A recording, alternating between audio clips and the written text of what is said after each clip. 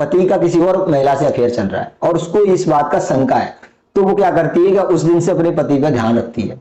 पर वो जब तक ध्यान रखेगी तो उसे पकड़ नहीं लगी, उसे उसकी शंका आए अगर क्लियर नहीं हो जाएगी तो वो ध्यान रखेगी। तो वो क्या करेगी उन दिनों। हरे कृष्णा दोस्तों मैं आपका अपना दोस्त मोहित बघेल। आज हम भगवत गीता से बहुत वरिष्ठ ज्ञान सीखेंगे जो आज की यूथ के लिए बहुत जरूरी है। जैसे कि भगवान श्री कृष्ण ने अर्जुन से कहा है कि हे अर्जुन, अगर आप मरणोपरांत मेरा नाम लेते हैं तो आप वैकुंठ धाम जाएंगे, आप स्वर्ग जाएंगे। तो अर्जुन ने कहा अच्छा, ये तो बहुत अच्छी बात है। ऐसे ही आज की यूथ भी सोचती है कि ये तो बहुत अच्छी बात है, जीवन भर मजे करो, अपना जीवन में जो मस्ती करनी है मौज मस्ती करनी करो, उसके बाद मरणोपरांत भगवान का नाम लेना है, सीधा स्वर्ग जाना है। तो ऐसा नहीं है, आप ऐसा नहीं कर सकते एक साथ। क्यों? क्योंकि भगवान ने आपकी बुद्धि बनाई है। आप इस चीज को अच्छे से समझते हैं कि ईश्वर ने हमें बनाया है, ईश्वर सब जानते हैं कि हमें कैसे बैलेंस रखना है। और कहते भी है समाज में कि बुढ़ापे में जाकर आपकी बुद्धि भ्रष्ट हो जाएगी। लेकिन मैं आपको एक छोटा सा उदाहरण देता हूं।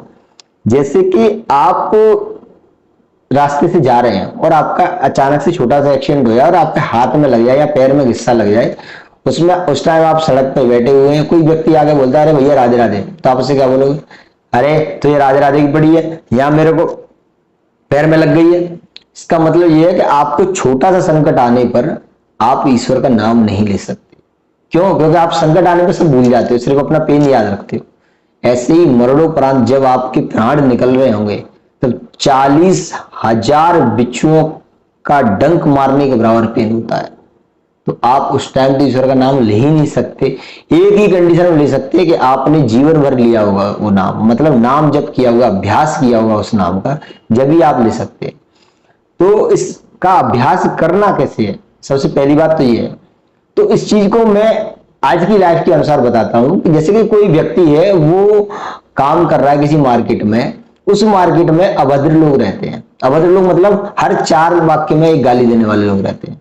तो आप शुद्ध हो, आप कुछ दिन बाद उन्हीं के जैसे बन जाते हो। आप हर 4 वाक्य में एक गाली देंगे, ये आपका तकिया कलाम बन जाएगा, पैटर्न बन जाएगा। और आप इसको अपने घर पे भी, समाज में, घर में बैठते हुए भी एक बार को ऐसा कर देंगे, गाली दे देंगे। ऐसा होता है, ये कॉमन बात है, आप लोगों ने देखा भी होगा।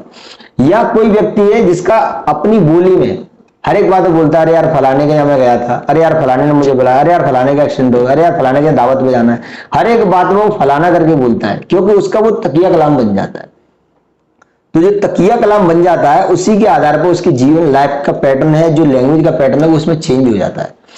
ठीक इसी तरह आपको भगवान का नाम जप करना है। अगर आप भगवान का नाम जप करेंगे, हर वाक्य में भगवान का नाम लेके चलेंगे, तो आपको ये अभ्यास बना रहेगा। जब आप लास्ट टाइम आपको बहुत पेन भुगत रहे होंगे, आप दर्द में होंगे, ये हर व्यक्ति के साथ होना ही है, तो आप ईश्वर का नाम ले पाएंगे।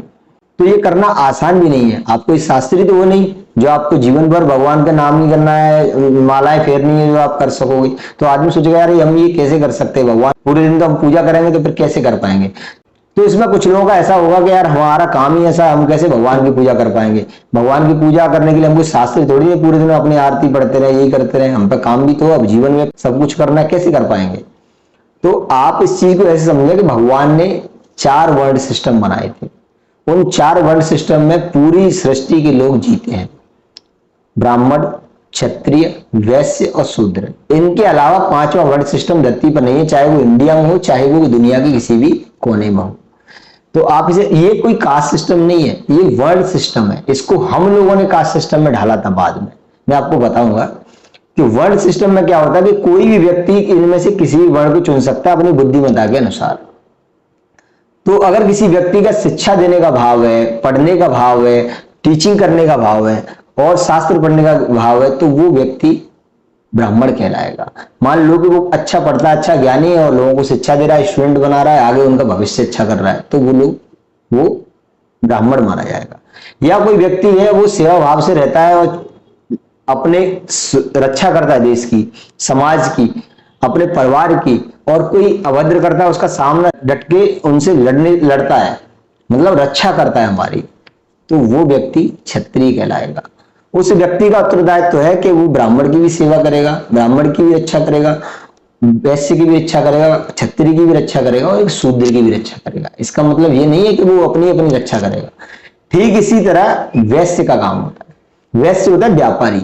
व्यापारी का काम अपनी जेब भरने का काम नहीं है। व्यापारी का काम है व्यापार करना और देश के लिए काम करना, देश के हित में काम करना, 2 पैसे खुद के परिवार के लिए कमाना, 2 पैसे अपने वर्कर को देना, 2 पैसे कंपनी से माल ला रहा है उसको देना, 2 पैसे आपके बच्चों को जो शिक्षा देने आ रहे हैं ब्राह्मण उनको देना।